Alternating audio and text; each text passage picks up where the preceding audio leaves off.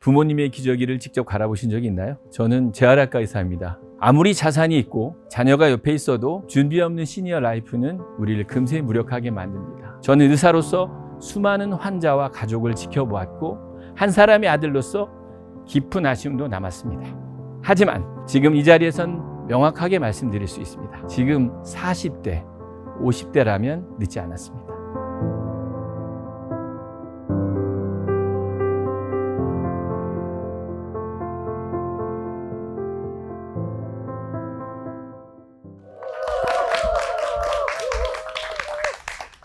안녕하세요. 세아바시 스피치 11기 수료생 민성기입니다. 여러분은 부모님의 기저귀를 직접 갈아보신 적이 있나요?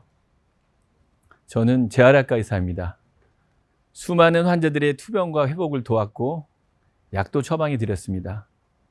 하지만 제 어머니가 뇌졸중으로 쓰러지신 뒤 10년간 와상 상태로 지내실 때 그때만큼은 제가 의사이기보다 아들이자 가족이었죠. 어머니는 스스로 배뇨, 배변을 하실 수 없는 상태였습니다. 그 긴 시간 동안 제가 약도 조절하고 재활 계획도 세웠지만 단 한 가지, 저는 기저귀를 직접 갈아드리지는 못했습니다. 대부분 간병 여사님이 도맡아 하셨고 가끔 병원 스태프의 도움을 받았죠. 그게 늘 마음에 걸렸습니다. 그건 효도의 문제가 아니었습니다. 자꾸 떠오른 건 어머니의 자존감과 존엄이었습니다. 정말 어머니는 내가 직접 해드리는 걸 원하셨을까? 그 질문이 저를 멈추게 했습니다.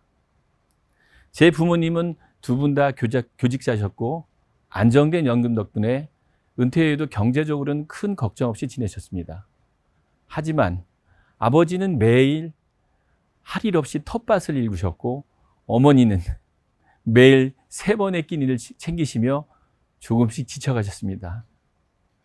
그러던 어느 날 불현듯 아버지는 폐암 말기 진단을 받으셨고 단 2달 만에 5월 8일 어버이날에 호련히 세상을 떠나셨습니다. 그 짧은 2달 동안 아버지는 단 하루만 집에서 주무셨습니다. 대부분의 시간은 병원 침대와 약물, 차가운 산소통 옆에서 보내야 했습니다. 마지막엔 선망으로 가족들도 잘 알아보지 못하시다가 병원에서 임종을 맞이하셨습니다. 그때 저는 생각했습니다. 왜 그나마 거동이 가능했던 첫 달에 야윈 아버지를 등에 업고서라도 친구들을 만나게 해드리지 못했을까? 왜 고향으로 혹은 마음에 담고 싶었던 풍경 속으로 모시고 가지 못했을까?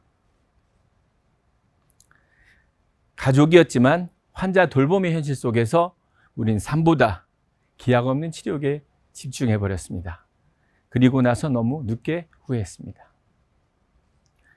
아버지가 떠나신 후 어머니는 남편을 잃은 외로움과 우울로 실버타운으로 거처를 옮기셨고 몇 년 후 첫 번째 뇌경색이 찾아왔습니다. 이후 10년 동안 3번의 재발이 이어졌습니다. 아들이자 의사인 제가 곁에 있었지만 3번째 발병 이후 어머니는 눈도 깜빡이기 어려운 와상 상태로 누워 계셨고 다양한 합병증을 겪어내시다 한 달 전 끝내 고단한 삶을 마감하셨습니다. 어머니의 그 삶의 후반부는 투병과 외로움 그리고 끊임없이 무력한 시간이었습니다.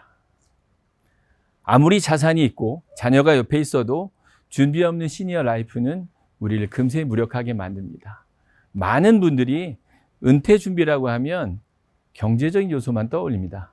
자산, 연금, 상속 등. 하지만 인생의 후반부를 진짜로 준비한다는 건 돌봄과 존엄의 방식을 미리 결정해 두는 일입니다. 누군가가 나를 돌보게 될 때 어디서 누구와 어떤 방식으로 살아가고 싶은지를 미리 상상하고 계획하는 것. 그게 진짜 준비입니다. 그렇지 않으면 어떻게 되는지 저는 실제 사례로도 많이 접합니다. 160억 원 규모의 중견회사를 자녀에게 증여한 한 창업자가 있었습니다. 부인과 사별한 그는 노후의 새로운 동반자와의 삶을 선택하려 했습니다. 그러자 자녀들은 아버지에게 무리하게 상속 계약서를 작성하라고 요구했고 결국 그는 새벽 1시에 도장을 찍게 됩니다. 내용은 이랬습니다. 아파트를 팔아 자녀에게 즉시 증여하고 숨겨진 재산이 있다면 모두 넘긴다. 이후 그는 오피스텔을 사서 새로운 삶을 살았지만 자녀들은 그를 상대로 소송을 걸었습니다.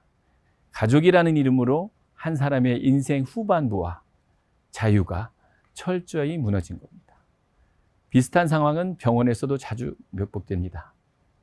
뇌졸중으로 쓰러진 독거 중년 남성의 병실에 형과 누나가 오가며 돌보다가 어느 날부터 뚝 끊긴 방문. 나중에 들은 이야기입니다. 증여각서 받고 나니 연락이 끊겼고 쓸쓸히 요양원으로 보내졌다. 질병이 찾아오고 입원하게 되면 이후에 중요한 결정은 환자 본인이 아니라 가족이 내리게 됩니다. 그런데 가족은 가장 가까운 이해 당사자이기도 하죠. 그래서 저는 이렇게 말합니다. 당신이 아직 건강할 때, 스스로 결정할 수 있을 때, 삶의 후반부를 당신 뜻대로 준비하십시오. 그것은 가족을 불신하라는 게 아니라 자기 인생의 마지막 선택권을 지키는 최소한의 존엄에 대한 선언입니다. 저는 그 방법을 인생의 가장 목적인 자유라는 이름의 프리덤이라는 7가지 영역으로 정리했습니다. F, 피트니스, 건강이 기본입니다. 규칙적인 운동과 식단, 정기 검진만 잘해도 인생 후반이 달라집니다. R, relationship, 관계, 혼자 있지 않게 사람들과의 연결을 유지해야 됩니다. 일주일에 한 번 누군가를 만나는 것만으로도 충분합니다.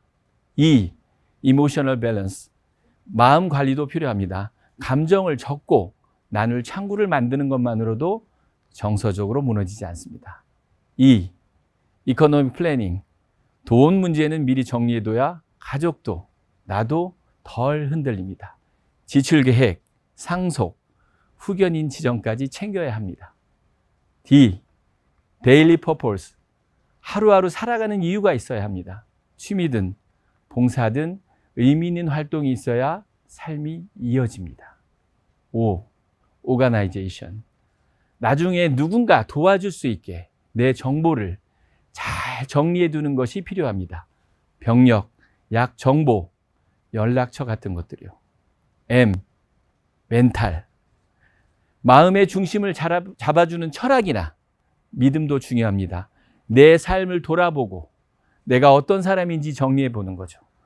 이 7가지를 준비하면 누군가에게 의존하지 않고 스스로 자신의 삶을 설계할 수 있습니다. 그게 바로 자유입니다. 그리고 진짜 자유는 저절로 주어지지 않습니다. 준비한 사람만이 누릴 수 있는 선택의 권리입니다. 저는 의사로서 수많은 환자와 가족을 지켜보았고 한 사람의 아들로서 깊은 아쉬움도 남았습니다. 하지만 지금 이 자리에선 명확하게 말씀드릴 수 있습니다. 지금 40대, 50대라면 늦지 않았습니다.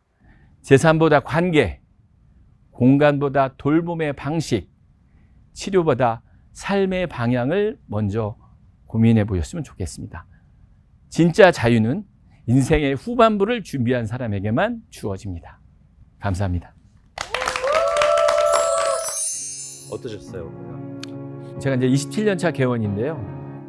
새롭고 낯선 거를 좀 배우는 시간으로 올해를 쓰고 있습니다. 근데 그 중에 또 세반 씨를 배울 기회가 있었고 또 잘생긴 또 우리 구문준 PD님을 만나게 됐고 마지막으로는 사실 제가 오늘 여러분을 발표하는 거 보면서 스토리에 너무 감동을 받았습니다.